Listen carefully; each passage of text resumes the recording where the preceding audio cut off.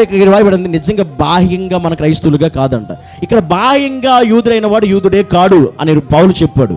అంతరంగ స్వభావంలో యూదుడైన వాడే యూదుడు. ఆమె అంటే బాహ్యంగా నేను క్రైస్తవుణ్ణి అని చెప్పుకున్నాడు ఎవడు క్రైస్తవుడు కాదు.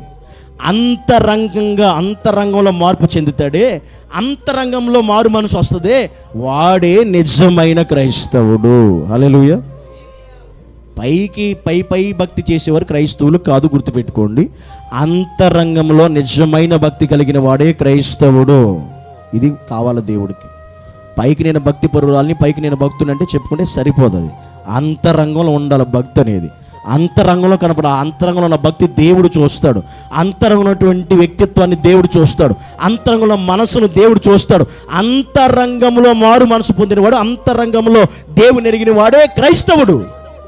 బాహ్యంగా దేవుని ఎరిగిన క్రైస్తవుడు అయితే నువ్వు ఎందుకు పనికిరావు ఈరోజు?